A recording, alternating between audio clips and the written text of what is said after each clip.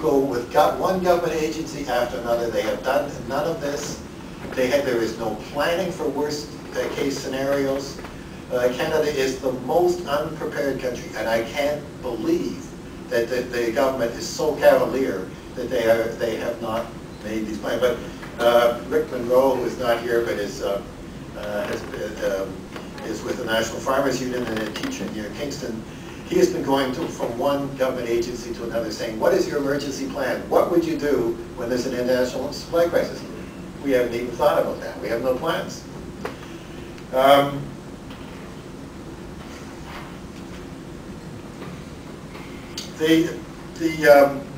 Canada seems to be, I think it's a kind of combination of being an energy colony of the United States, where we are supplying energy for the energy security of the United States rather than our own people, and the kind of frontier mentality that Canada is a treasure trove of unlimited resources, so we can export the majority of them with impunity. We don't, of course, but we can run out of resources. We don't have an unlimited supply. But worse for the short run is we don't have pipelines either to get Western oil to Eastern Canada. They all point south. We're the only ones that, there's only one, in fact, that carries oil from the west to Ontario, and that goes through the United States. It goes through Wisconsin and Michigan and Illinois to get to Sarnia. In 1976, I want to make another point just before that.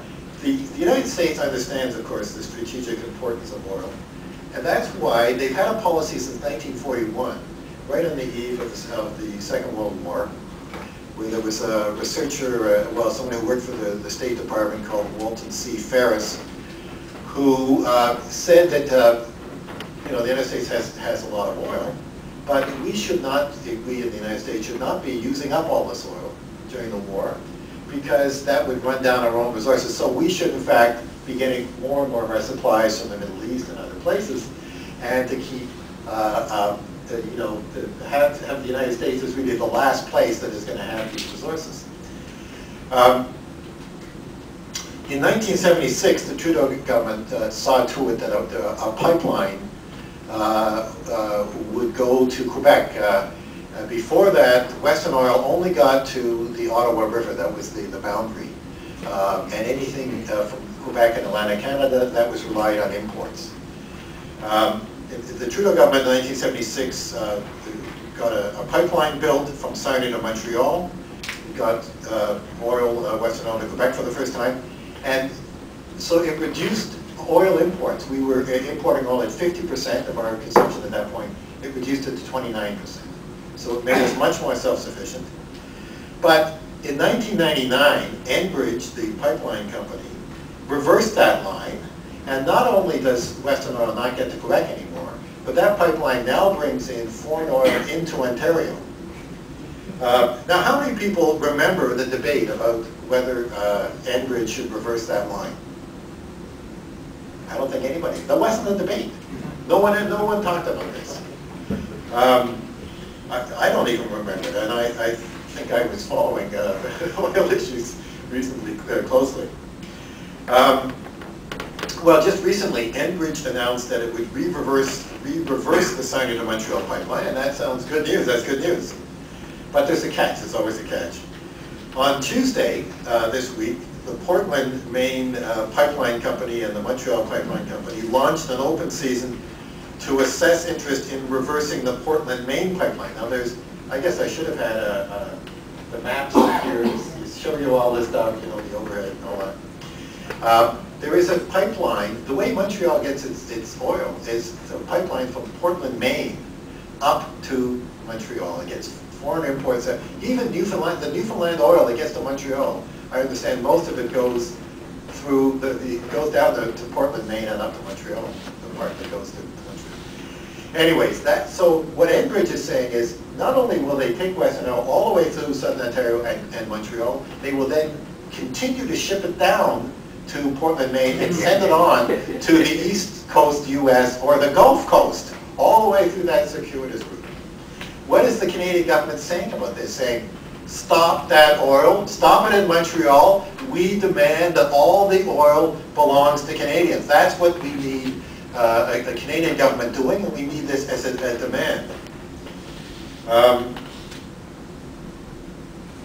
Well, this is just an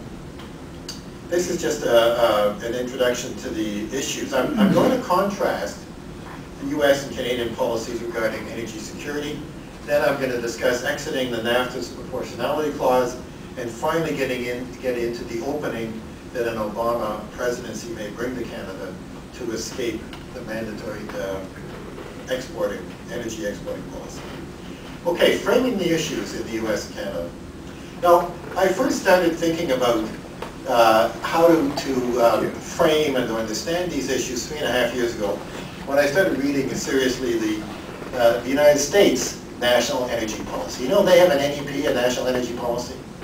And their National Energy Policy talks about energy security, self-sufficiency, energy independence, even domestic ownership.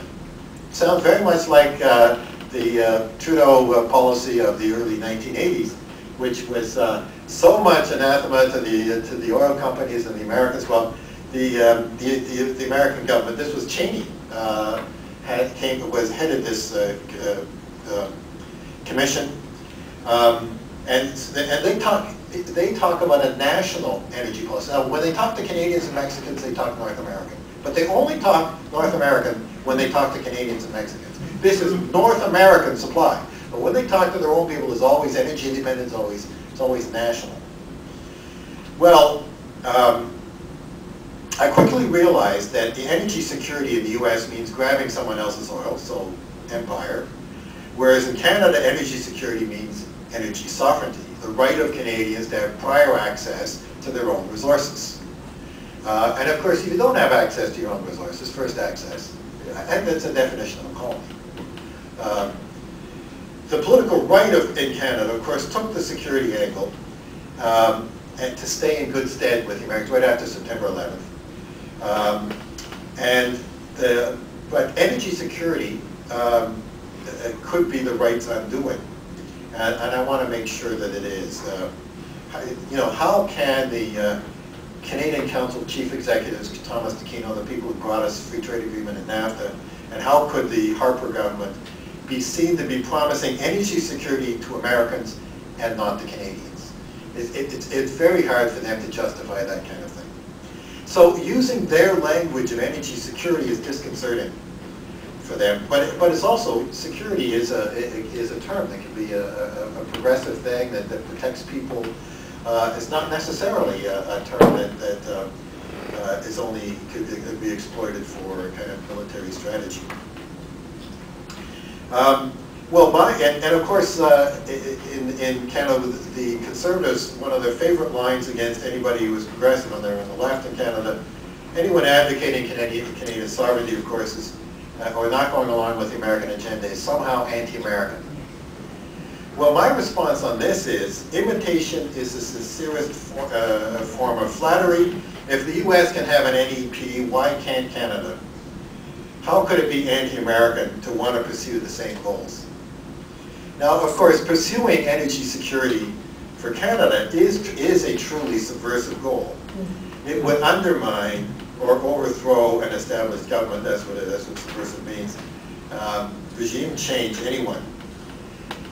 So if they can pursue these goals, so I think framing it as energy security is a way that can unite Canadians across the political divide.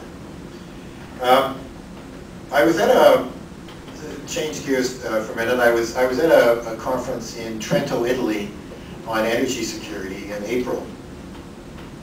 I gave a paper there, and this is how I started out.